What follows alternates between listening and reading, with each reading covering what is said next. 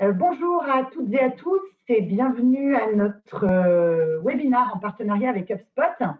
Alors en cette fin d'année, les équipes commerciales sont focus sur leur objectif. Donc l'objectif de ce webinaire est donc de vous donner quelques précieux conseils sur comment réduire vos cycles de vente pour atteindre vos objectifs commerciaux. Donc vous aurez le plaisir d'être avec nous pendant les 30 prochaines minutes et on espère que l'objectif sera atteint. Avant de ne démarrer, quelques rapides informations quant au déroulé de ce webinaire. La première chose, tous les participants sont en mode écoute seul et vos micros sont ainsi coupés afin d'éviter les éventuelles interférences. Néanmoins, n'hésitez pas à nous poser vos questions tout au long du webinaire, dans l'onglet prévu à cet effet. On prendra quelques minutes à la fin du webinaire pour y répondre. Et enfin, vous recevrez le replay du webinaire par email à l'adresse email que vous nous avez indiquée lors de votre inscription. Quelques mots sur les animateurs de choc de ce webinaire. Je suis Delphine Schwartz, directrice commerciale de l'entité CRM chez Synolia et je suis une fervente supportrice du CRM parce que j'y travaille maintenant depuis un petit peu plus de 12 ans. Aujourd'hui, chez Synolia, je manage une équipe de 5 commerciaux et en cette fin d'année, l'atteinte des objectifs, elle est bien évidemment dans tous les esprits. Et je suis aujourd'hui accompagnée de Romain. Bonjour Romain. Bonjour Delphine, bonjour à tous. Merci de m'inviter sur ce webinaire. Donc moi, je suis partenaire Sales Manager chez HubSpot. HubSpot, c'est une solution CRM, je vous en dirai plus dans quelques instants. Et mon rôle, c'est d'accompagner les partenaires dans leur développement commercial au travers de notre solution technologique et aussi des services qui sont associés. Nos partenaires HubSpot accompagnent des projets de transformation digitale, de refonte de sites web, de mise en place de CRM et ou de process associés dans le but, évidemment, d'améliorer les performances commerciales de l'entreprise et d'accompagner leur croissance. Alors, merci Romain. Donc, pour démarrer, quelques informations rapides concernant Synolia. Notre mission chez Synolia, c'est de libérer le potentiel de croissance de nos clients grâce à une plateforme de services et de solutions digitales complexes et innovantes. Donc, notre mission aujourd'hui, c'est avant tout d'aider nos clients à se développer et de les accompagner dans leur croissance. On parle ici de développement du chiffre d'affaires, de développement de leur activité, de leur productivité, etc., etc. Aujourd'hui, on est en mesure de les accompagner en ce sens grâce à une plateforme complète de services et de solutions. À savoir que la plateforme que nous avons aujourd'hui construite, elle est complète parce que les différentes briques de cette plateforme nous permettent d'adresser l'ensemble des besoins de nos clients en matière d'expérience client. Donc, cette plateforme, c'est pour ça qu'elle va couvrir notamment l'e-commerce, mais aussi la relation client, la collaboration, la business intelligence. Ensuite, la plateforme, elle est sur mesure. Pour nous, il n'y a pas de plateforme unique. On la conçoit systématiquement avec nos clients selon leurs besoins et pour servir leur stratégie. Et enfin, elle est intégrée dans le sens où toutes les solutions qui composent notre plateforme sont parfaitement intégrées entre elles. Romain, je te passe la main pour quelques mots à propos d'HubSpot. Oui, bien sûr. Alors, je fais vite, j'essaie de faire concis en quelques mots. HubSpot, c'est un éditeur de solutions technologiques, un CRM. Donc, un CRM, c'est un outil pour aider les utilisateurs à suivre et traquer les interactions avec le portefeuille client et de prospects. HubSpot, c'est donc un CRM. La grande différenciation d'HubSpot, je dirais qu'il y en a deux. La première, c'est la simplicité d'utilisation sur le marché du CRM. Sa simplicité est vraiment reconnue. Et la deuxième, c'est qu'au contraire d'anciens CRM qui étaient vraiment focus sur la partie commerciale pour accompagner la performance des commerciaux, on parlait plutôt de CRM commercial, CRM sales. Aujourd'hui, HubSpot, c'est un CRM pas seulement en soutien et en support des équipes commerciales, mais vraiment de toute l'entreprise. Et donc, des services commerciaux, évidemment, mais marketing, services clients, etc. Et c'est vraiment un outil collaboratif pour inciter l'ensemble des services à collaborer, à lever les différents éventuels silos qu'il pourrait y avoir et accompagner la croissance de l'entreprise. Alors, pour rentrer dans le vif du sujet, 3 challenges principaux sont aujourd'hui évoqués par la plupart des PME françaises. 40% d'entre elles s'estiment sous-performance par rapport à leur objectif de l'année 2020. 44% déclarent que les cycles de vente des clients ont augmenté et que cela les pénalise dans leur performance commerciale. Et en effet, on constate aujourd'hui que le délai de conclusion d'une vente, il est passé de 1,6 mois avant la pandémie à 2 mois aujourd'hui, et la tendance ne semble pas s'inverser sur les prochains mois. Donc ces challenges aujourd'hui ne sont que quelques exemples parmi tant d'autres qui montrent au final que la performance commerciale et l'atteinte des objectifs commerciaux, ce ne sont pas des défis simples aujourd'hui. Et avant justement de vous donner quelques conseils pour vous permettre d'atteindre vos objectifs commerciaux en cette fin d'année, Romain, je crois que tu as quelques postulats et grands principes à nous rappeler à ce sujet. Oui, bien sûr. L'idée, effectivement, est de pouvoir se mettre au niveau de cette complexité qui s'agrandit dans le processus commercial. Et on va vous proposer quelques conseils pratico-pratiques, simples et rapides à mettre en place, si ça vous semble intéressant. Et quelques points, quelques postulats. Le premier, c'est que le processus commercial, pour nous, dans notre philosophie, démarre bien avant la première prise de contact commercial, mais il démarre avec l'ensemble des différents points de contact que vos prospects peuvent avoir avec les différents contenus marketing. Et c'est en ça que pour nous, l'alignement entre le contenu marketing et le processus commercial est assez important. De la même manière, dans le cadre du processus commercial, on estime que le cycle de vie du processus ne s'arrête pas à la signature d'un contrat, puisque potentiellement, derrière, on peut avoir de l'impact sur la durée de vie de ce client dans notre portefeuille et aussi sur sa consommation de produits ou de services à l'intérieur de notre propre portefeuille.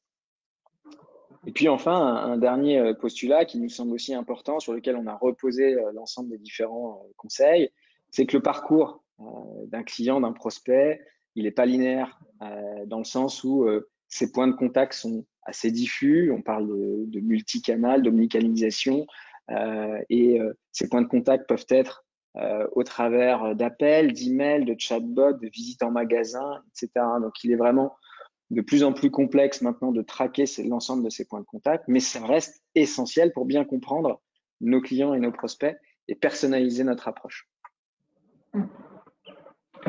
Alors justement, moi j'aimerais rebondir, Romain, sur le premier point, le premier postulat que tu évoquais, le fait que le processus commercial il ne démarre pas par la vente mais par le marketing. J'irais même encore plus loin en disant qu'en fait le processus commercial il démarre avec le marketing, parce que l'objectif ici c'est vraiment d'avoir deux équipes qui soient pleinement alignées et qui collaborent entre elles. Moi je trouve qu'on distingue encore aujourd'hui trop souvent le marketing du commerce. Pourtant, les leads que génère le marketing sont traités par le commerce et vice-versa. Donc, pour moi, il est important que ces leads soient générés correctement et traités efficacement, d'où la nécessité vraiment d'être aligné sur les contenus, sur la présence et la visibilité de l'entreprise, sur les communications et les objectifs à atteindre en termes de génération de leads qualifiés, d'opportunités générées et également transformées. Donc, du coup, le premier conseil qu'on peut aujourd'hui vous donner, c'est que pour alimenter le pipe commercial, il faut des leads issus du marketing qui soient de bonne qualité pour qu'ils soient traités derrière efficacement. On a parlé du coup d'alignement des équipes marketing et commerciales dans le slide précédent. Pour appuyer cela, sachez aujourd'hui que le manque d'alignement entre les équipes marketing et commerciales coûte plus de 10% de leur revenu annuel aux entreprises B2B. Et ça, c'est une information notamment donnée par HubSpot directement. Et les entreprises où les équipes marketing et commerciales sont alignées observent une hausse de 67% de leur taux de transformation commerciale. Donc, c'est un conseil qui est pour le coup hyper important dans le cadre de l'atteinte des objectifs et dans le cadre de l'atteinte de la performance commerciale des équipes. Donc, un des premiers points sur lesquels il semble intéressant de s'aligner en priorité, ce sont les personas. Il faut travailler les personas ensemble, les partager au quotidien.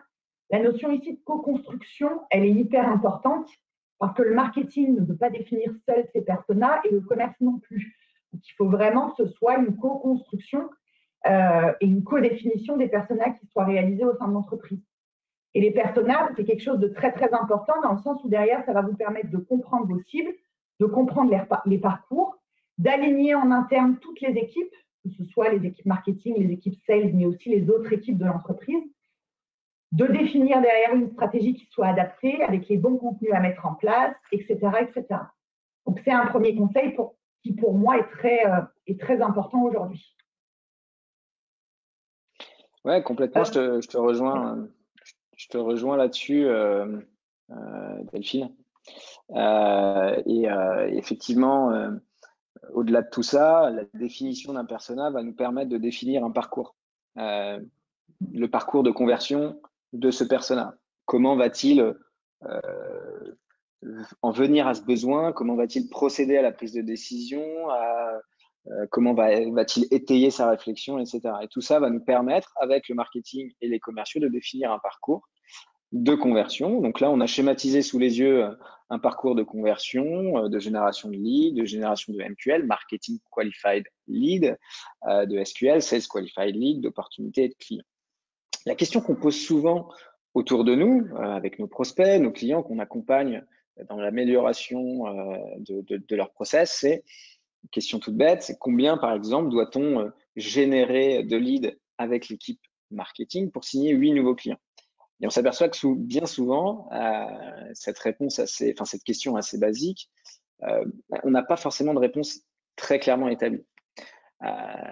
Et on pourrait, si on peut passer sur le slide d'après, Delphine, tout à fait définir et mettre en place un processus clairement établi dans le but d'avoir une réponse très claire à cette question. Donc, ça fait partie de notre conseil numéro 2, c'est de mettre en place des SLA, des Service Level Agreements, entre les équipes marketing et commerciales. Bien sûr, définir chaque étape pour bien comprendre le parcours dont on parlait tout à l'heure, qu'il soit multicanal avec ses prospects, et déterminer évidemment un objectif bien chiffré à chacune de ces étapes. Et donc, par exemple, si on savait que nous sommes en capacité d'atteindre et que ça fait partie de notre objectif de closer 50% de nos opportunités créées, eh bien, on saurait qu'il faut, pour signer 8 nouveaux clients, 16 opportunités créées. Et si notre objectif était également de transformer 50% des SQL en opportunités, ça nous donnerait 32 SQL, 80% de nos MQL, ça nous donnerait 40 MQL, et 25% de nos leads transformés en MQL, ça nous donnerait 160 leads.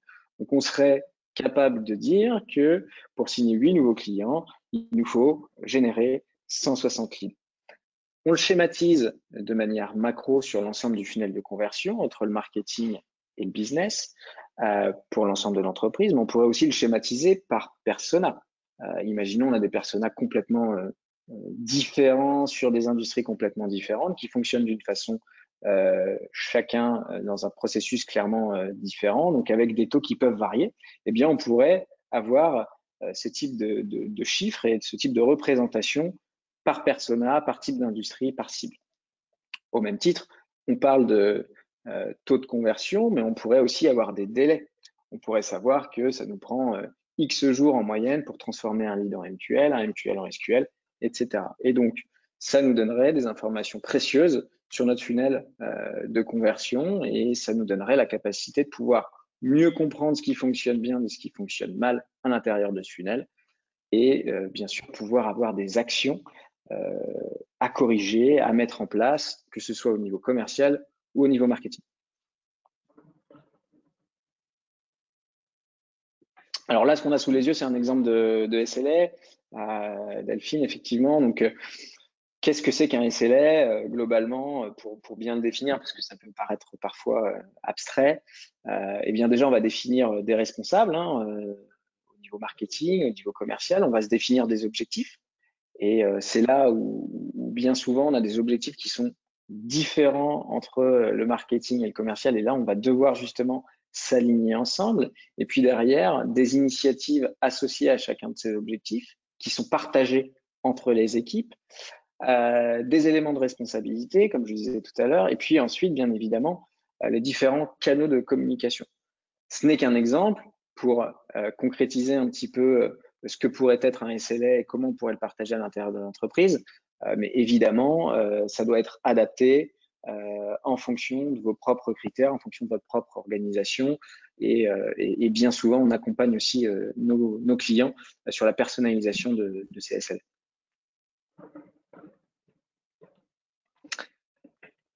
Bien évidemment, HubSpot accompagne aussi au travers ces différentes solutions dans le cadre de cette dynamique, puisque l'idée, c'est de pas devoir recalculer ou avoir beaucoup de travail pour pouvoir traquer la performance des chiffres que je viens de vous donner. On le définit une bonne fois pour toutes au départ. On met en place les différents critères et chiffres et tracking à mettre en place dans notre outil. Et derrière, en quelques clics, on peut partager cette donnée, ces reporting à l'ensemble de l'équipe. Un des reporting que j'apprécie beaucoup, c'est le reporting que vous voyez en haut à gauche, qui est simplement la représentation graphique des taux de conversion étape par étape, qui vous permettent de suivre de manière agrégée en fonction des différents critères que vous voulez, agrégé par industrie, agrégé à l'entreprise globale, agrégé en fonction d'un persona, etc. Et qui nous permet très vite d'avoir une idée très claire des différentes performances d'une étape à l'autre. Un élément sur lequel on accompagne bien souvent nos clients, une des premières questions ou un des premiers sujets qui nous amène à les accompagner, c'est on aimerait améliorer notre chiffre d'affaires et pour ça, on doit améliorer notre performance commerciale. À partir du moment où on a cette représentation graphique sous les yeux, on pourrait très bien comprendre quelle étape on est éventuellement au niveau où on surperforme et quelle étape on sous-performe.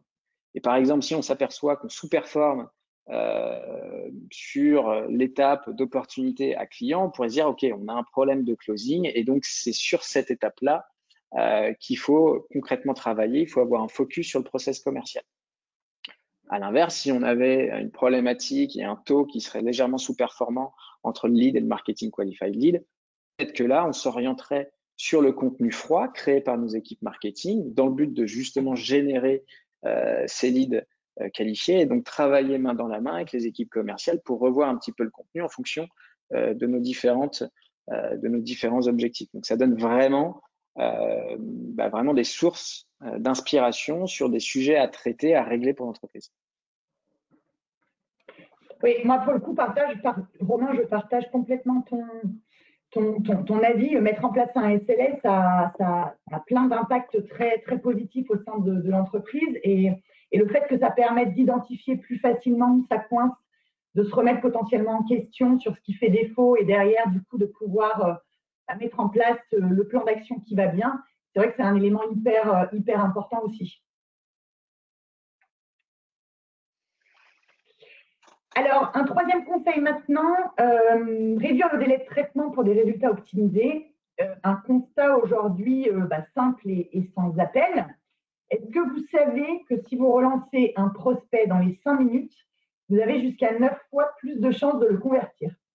D'où l'importance aujourd'hui d'avoir une équipe commerciale qui soit réactive, mais surtout, je pense, en fait, d'équiper son équipe commerciale des bons outils qui leur permettront de recevoir des alertes en temps réel et qui leur permettront aussi de leur faciliter cette première prise de contact qui doit être hyper rapide.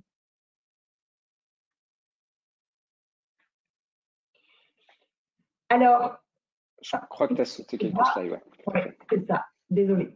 Alors, un CRM comme HubSpot, ça regorge aujourd'hui de fonctionnalités qui devront faciliter la vie de vos commerciaux.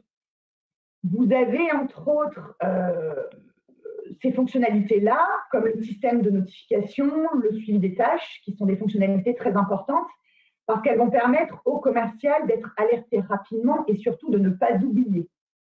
Ces systèmes aujourd'hui sont aussi renforcés par ce qu'on appelle les workflows et l'utilisation de ces workflows qui en fait permettent d'automatiser un certain nombre de choses, comme par exemple l'attribution des leads aux différents commerciaux, la gestion des tâches à accomplir par ces commerciaux. Voilà, autant d'éléments qui vont permettre derrière de faciliter la vie du commercial parce qu'automatiquement, il va se voir affecter les leads qu'il doit relancer. Il va se voir affecter des tâches de relance justement sur ces leads. Et donc, il pourra savoir exactement à quel moment ce qu'il doit faire. Et ceci va bien évidemment… Oui, vas-y Romain. Non, je te rejoins effectivement sur le sujet. Et ce que je voulais rajouter, c'était aussi, au-delà de faciliter la vie des commerciaux, c'est aussi l'expérience client. On est dans une habitude de consommation aujourd'hui où on veut tout de suite de manière instantanée. J'imagine qu'on a tous eu l'expérience de remplir un formulaire de demande de contact sur un site et d'être contacté seulement 48 heures, voire une semaine après. Potentiellement, on n'y répond même plus, puisque en fait, on a fait 3-4 demandes de contact sur 3-4 sites différents, et on a évidemment pris les premières réponses qui nous ont été apportées. Ça, c'est un premier élément. Et effectivement, on accompagne beaucoup d'entreprises sur comment réduire ce délai de traitement. Et comme tu le disais, ça passe par des systèmes automatisés de notification, notamment, mais aussi de suivi et de partage de l'historique, puisque un des points aussi pour améliorer l'expérience client, c'est quand on va appeler, nous, en tant que commercial, on va appeler ce prospect, et bien d'avoir l'ensemble de l'historique et d'avoir un message qui soit complètement personnalisé en fonction des appétences de ce prospect, en fonction potentiellement de ce qu'il a téléchargé, des pages qu'il a regardées, etc. Et donc là, en ce sens-là, on va pouvoir largement améliorer l'expérience de nos prospects et marquer des points dès le début de cette prise de contact. Oui, tout à fait, je te rejoins parce qu'aujourd'hui, ce suivi d'historique qui permet vraiment au commercial d'orienter en fait quelque part son discours, mais aussi derrière et surtout, je pense, de valoriser en fait son interlocuteur et de lui montrer du coup l'intérêt qu'on lui porte en sachant que la personne a potentiellement été consulter telle ou telle page du site, a déjà formulé telle et telle information par le biais du formulaire qu'elle a renseigné, etc., etc. Donc, ça participe, oui, à l'expérience derrière client qu'on va diffuser. Quatrième conseil ici, renforcer la qualification. Alors, de par mon expérience, c'est l'étape la plus importante dans tout le processus commercial. C'est l'étape de découverte, parce que pour moi, si on ne qualifie pas correctement dès le départ, il arrivera forcément un moment où on va perdre du temps ou même où on se rendra compte qu'on aura perdu du temps. Donc, pour moi, cette étape de qualification dans le processus commercial, elle est hyper importante. Il ne faut pas hésiter à poser beaucoup de questions afin d'en savoir un maximum sur son prospect, parce que pour moi, c'est tout l'objectif de la qualification. Pendant longtemps, alors vous avez certainement dû en entendre parler, on a entendu, on a entendu parler d'un processus de qualification dense qui était un petit peu le standard pour la qualification commerciale et qui consistait à qualifier les prospects sur la base de leur budget, leur autorité en termes de pouvoir de décision, leurs besoins, leur échéance, leur planning. Les habitudes et les attentes de nos prospects aujourd'hui ont énormément changé dans le sens où ils ont accès à énormément d'informations en amont, quelque part, de ce premier échange qu'on va avoir avec eux. Et du coup, pour moi, aujourd'hui, la qualification, elle doit aller bien au-delà. Il est hyper important d'entendre de la part de son prospect quels sont ses enjeux, quels sont ses objectifs, ses challenges, quelle est son implication, en plus de tout ce qui va concerner le budget, l'autorité, le planning, etc., etc. Donc aujourd'hui, il faut vraiment veiller à mettre l'accent sur cette première étape de qualification et à poser vraiment toutes les questions qu'il est nécessaire de poser pour pouvoir derrière avoir vraiment une overview complète du besoin de son prospect, de son client, de son projet, etc., etc. Alors Romain, justement, quels sont pour toi aujourd'hui les must-have d'HubSpot qui peuvent aider les entreprises à renforcer leur qualification? Oui, on en a développé pas mal, puisque pour nous, l'étape de la qualification fait partie de ceux qui pensent que c'est le nouveau ce qu'on appelle le closing time. Ça devient presque plus important que la phase de closing, puisque c'est ce qui va, comme tu disais, nous permettre d'économiser déjà beaucoup de temps en termes d'investissement et de pouvoir disqualifier très rapidement finalement un prospect où on ne sera pas forcément bien adapté pour l'accompagner, on ne sera pas les mieux placés pour l'accompagner en fonction de tout ce que tu as émis comme étant nécessaire dans la qualification. Et donc de pouvoir très vite sortir de cette opportunité et de ne pas polluer notre pipe avec des opportunités qui vont rester là pendant des semaines, voire des mois, et qu'on ne pourra pas bien mener au closing. Donc pour ça, on a plusieurs outils évidemment, mais deux outils que je voulais mettre en avant aujourd'hui dans le cadre de ces conseils, dans le but de former, évaluer et partager vraiment cette connaissance à l'intérieur de l'entreprise pour vraiment avoir une entreprise apprenante et qui s'améliore au quotidien. Un premier, c'est le playbook. Ce sont des guides conversationnels de vente qui peuvent être plus ou moins complexes. C'est complètement personnalisable, mais c'est simplement qu'on va définir un certain nombre de questions clés, un certain nombre d'éléments sous une prise de notes. C'est ce que vous voyez sur la droite, en bas à droite. Donc, ça a plusieurs vertus. La première, c'est de ne pas, oublier un certain nombre d'éléments et de questions à poser dans le cadre de cette qualification, et puis aussi d'organiser la prise de notes pour le partage, puisque c'est un outil aussi qui va organiser cette prise de notes lorsqu'on va enregistrer le playbook, et éventuellement même renseigner directement le CRM des informations prises. Si on a des questions à choix multiples, ça peut renseigner automatiquement le CRM des informations prises dans le cadre de cette qualification. Donc, on rentre aussi dans l'amélioration de la base de données de notre CRM, qui est finalement clé dans le cadre de l'utilisation d'un CRM. Deuxième élément, c'est la transcription des appels. On est en capacité de pouvoir enregistrer nos appels sous forme de transcription écrite, et ça peut nous permettre, en tant qu'individu, d'aller nous-mêmes revoir un petit peu la transcription des appels, voir là où on a fait des erreurs, voir là où on a été plutôt juste, ce qu'on peut améliorer, etc. Et éventuellement même pouvoir partager, si on a fait une très bonne qualification, de pouvoir la partager à l'équipe. Et de dire, bah voilà, là, il y a un certain nombre d'éléments qui ont été bien réalisés. Je vous invite à prendre connaissance de cette transcription, et ça peut partager un certain nombre de connaissances des profils les plus seniors vers des profils les plus juniors. Donc, c'est vraiment ça, globalement. Je parlais tout à l'heure d'outils collaboratifs. C'est aussi un outil vraiment d'aide et de partage entre collaborateurs. Alors, pour aller un petit peu plus loin sur l'aspect justement qualification, il y a un élément également ici qui est important, c'est le fait de demander pourquoi. Parce qu'aujourd'hui, savoir quel est le problème que rencontre notre prospect, c'est bien sûr un élément important, mais c'est souvent un élément qu'on arrive facilement à obtenir parce qu'en fait, on considère ici très souvent que la personne questionnée, elle va uniquement constater son problème ou son effet à l'instant T. Donc, ce qui veut dire qu'au final, le vrai problème, les racines de son problème, on ne l'aura pas forcément au démarrage lorsqu'on va lui poser la question de quel est votre problème, quel est le problème que vous rencontrez aujourd'hui. Donc, l'objectif ici, pour découvrir justement les racines de son problème, ça va être de poser une succession de questions. Pourquoi cela s'est-il passé? Qui va permettre en fait au commercial derrière de trouver le vrai problème du prospect et de trouver beaucoup plus facilement et plus rapidement la solution qui soit la plus adaptée et de pouvoir derrière, bien évidemment, orienter son argumentaire en fonction.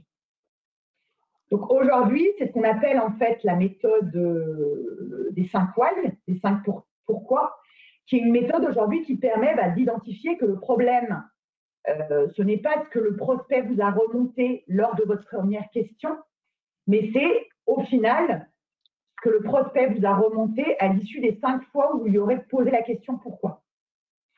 Donc ça, c'est un élément qu'aujourd'hui, on utilise beaucoup, nous, en qualification, cette méthode des 5 why, qu'on utilise également beaucoup aujourd'hui dans nos réunions internes.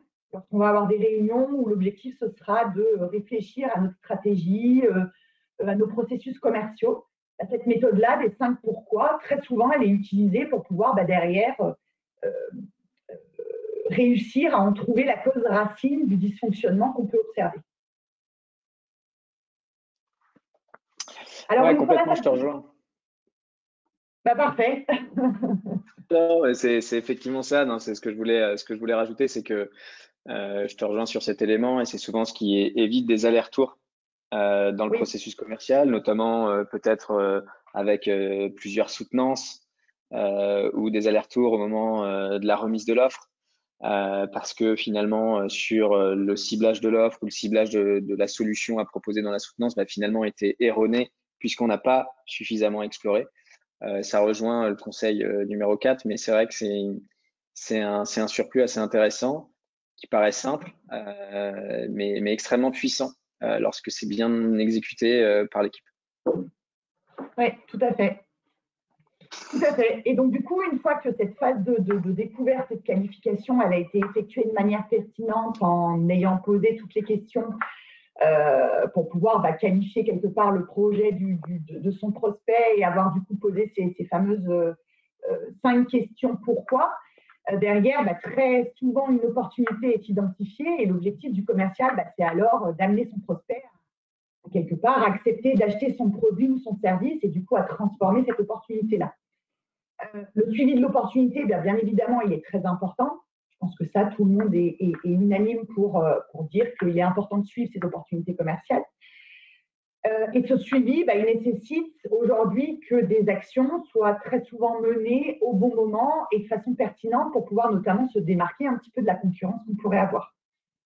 Donc, recevoir des alertes sur l'ouverture de l'offre commerciale qui a été envoyée, disposer de relance automatique après l'envoi d'une proposition, se servir de la vidéo comme d'un outil pour pouvoir promouvoir une offre à son prospect. Aujourd'hui, c'est autant de fonctionnalités qui vont derrière faciliter quelque part au commercial le suivi de son opportunité et qui vont lui permettre de rendre ce suivi-là qui soit plus efficace. Aujourd'hui, tu peux nous en dire plus, Romain, sur ces éléments? Oui, effectivement. Donc, ce qu'on a sous les yeux ici, c'est ce qu'on appelle une séquence d'action, d'email. Aujourd'hui, de plus en plus de commerciaux dans nos équipes utilisent ces outils de séquence. Ils envoient très rarement un email seul, mais ils l'intègrent souvent dans une séquence. Et ça peut être simplement un email seul avec une tâche automatique de relance derrière 2 jours après, si toutefois le prospect ou le client n'a pas répondu, mais ça permet d'assurer un suivi. Et surtout d'alimenter notre to-do de manière automatique. On a tellement de choses, on a tous beaucoup de choses à faire. Si on se le met simplement en tête ou même si on l'écrit sur un bout de papier, on va forcément perdre du temps, perdre quelques heures, quelques jours, voire quelques semaines par oubli malheureusement. Et c'est là où on va allonger potentiellement le sales process et peut-être même mettre à risque cette opportunité. Donc, on a des outils de séquence chez HubSpot qui sont très pertinents. Alors souvent, je rentre dans un débat de oui, mais l'automatisation, on en a marre, on en voit partout, etc. Je suis d'accord, parce que la plupart du temps, c'est mal utilisé. L'automatisation, c'est là pour nous faire gagner du temps, mais c'est aussi là pour être personnalisé. Si vous utilisez bien vos séquences, on devrait avoir des dizaines, voire des centaines de séquences complètement différentes, complètement personnalisées. Et d'ailleurs, quand on programme une séquence avec notre outil, on peut tout à fait même revenir dans un des emails, personnaliser le message, etc. Puisqu'il faut vraiment pas faire ressentir, évidemment, à notre prospect que ce sont des emails automatiques. Cette séquence, évidemment, s'arrête si toutefois il y a une réponse à l'email ou une prise de contact qui est enregistrée dans le CRM, un appel par exemple.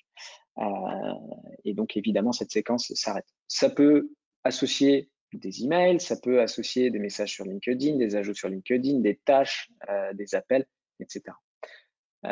C'est très utile, c'est très utilisé aujourd'hui dans des phases de prospection, mais c'est aussi très très utile en phase de closing. J'envoie un devis, je l'intègre dans un email.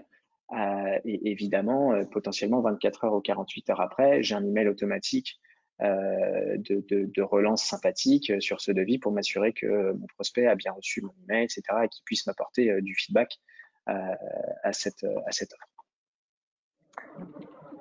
Un autre outil aussi que tu as évoqué, qu'on utilise beaucoup, c'est tous les trackings. Qui a ouvert mes emails, qui a cliqué sur mes emails, donc dans les liens que j'aurais pu mettre, qui a ouvert les pièces jointes que j'ai mis à l'intérieur de mon email. Ce sont des informations cruciales pour intervenir au bon moment avec notre prospect ou même pour traquer et bien mettre à jour notre forecast sur notre pipe commercial.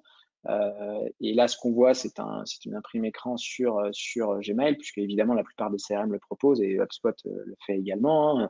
Ce sont des intégrations natives dans Gmail, par exemple, ou Outlook. Vous n'avez pas besoin d'aller dans votre CRM pour traquer les ouvertures d'email. Vous pouvez le faire évidemment dans votre CRM, mais vous pouvez aussi le faire directement depuis votre interface d'email. Donc ça fait gagner un temps fou et pas mal de performances sur le suivi de nos opportunités. Et encore une fois, ça change l'expérience du prospect. Un autre outil que vous avez dû rencontrer aussi, on en parle beaucoup, la vidéo. Alors très utilisé sur plein d'étapes, notamment en phase de prospection. Mais là encore une fois, on est plus dans le cadre de ce conseil 6 sur le suivi de l'affaire, donc plutôt sur l'affaire est créée, donc sur potentiellement une vidéo à la suite d'une soutenance, une vidéo qui va accompagner notre devis pour pouvoir l'expliquer en 2-3 minutes. Mais aussi, potentiellement, on peut se retrouver, après avoir envoyé un devis, à avoir une multitude de questions sur le contrat, sur l'offre, etc.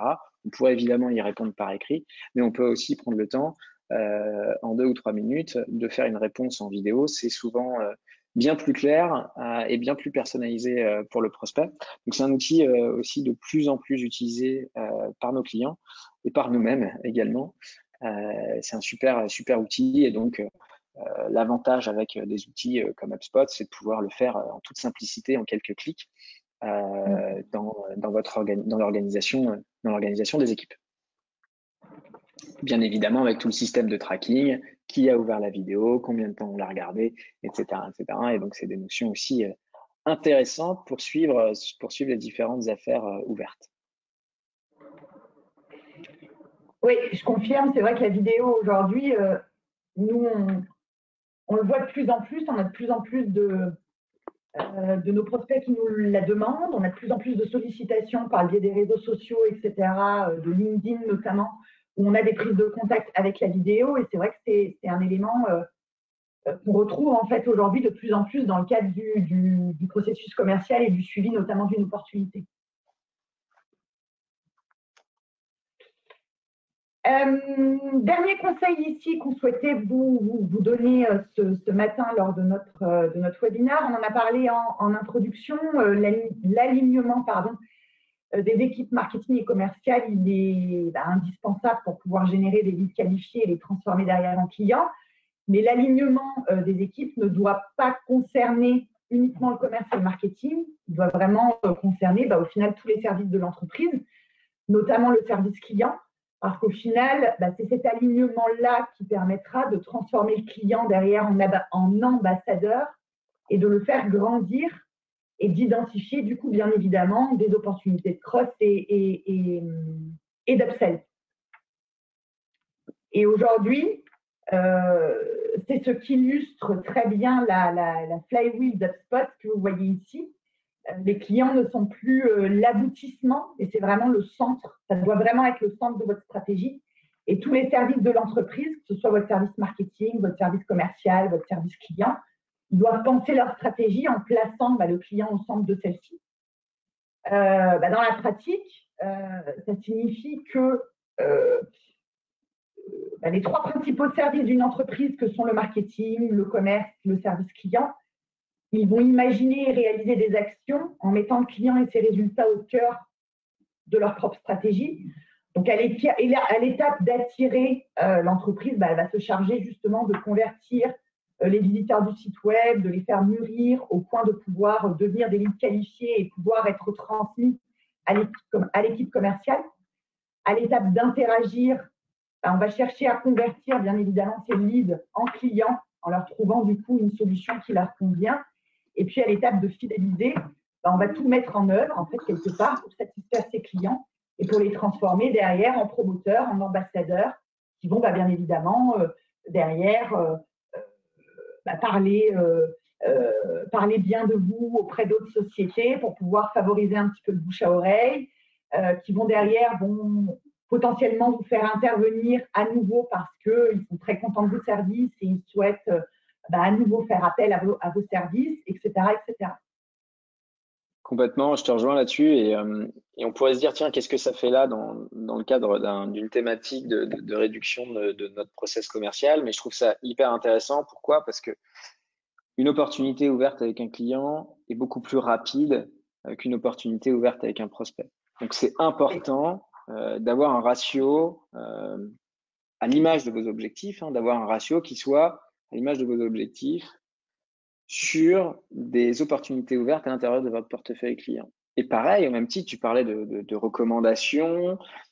Évidemment, on peut imaginer aussi qu'une opportunité créée, ouverte avec un prospect suite à une recommandation d'un client puisse aller beaucoup plus vite puisqu'il y a tout un tas d'étapes que l'on va sauter sur la réassurance, etc. Donc, ça me semble être hyper pertinent et très important dans le cadre de la réduction moyenne de nos temps de notre sales process.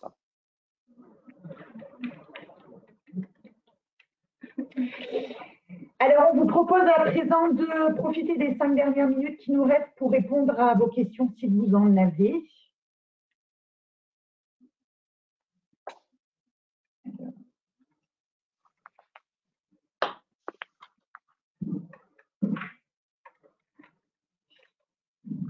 Alors, nous avons aujourd'hui, donc nous avons une première question, ou une première remarque plutôt. Nous ne faisons que des salons, le digital, ce n'est pas pour nous. Alors, pour répondre à cette remarque, chez Sinolia aujourd'hui, on fait clairement les deux, dans le sens où on fait de l'inbound avec une stratégie digitale derrière, avec des contenus, etc., etc. Mais on fait également de l'outbound avec des salons. Et aujourd'hui, on estime que c'est compliqué de faire l'un et pas l'autre, de se limiter à l'inbound et de ne pas faire d'outbound, de ne faire que de l'outbound et de ne pas faire de l'inbound. Donc pour nous aujourd'hui, le 100% terrain ou le 100% en ligne, quelque part, il n'existe pas et il faut trouver un juste alignement entre les deux pour pouvoir derrière faire en sorte d'avoir le plus de leads qualifiés à transmettre derrière aux équipes commerciales afin que les équipes commerciales puissent les transformer. Est-ce que Romain, tu as peut-être aussi Je te rejoins, je te rejoins complètement sur ton analyse.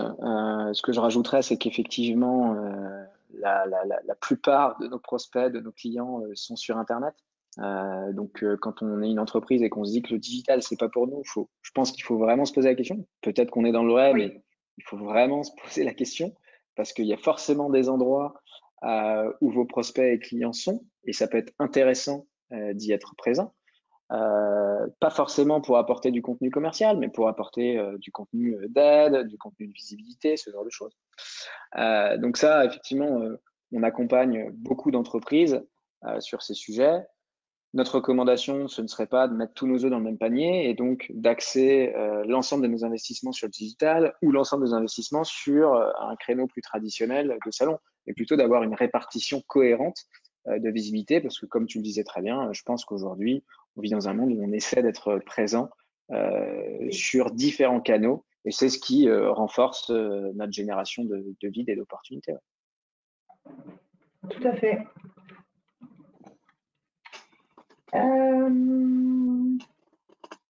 Est-ce que vous avez une dernière question? On attend peut-être encore 30 secondes.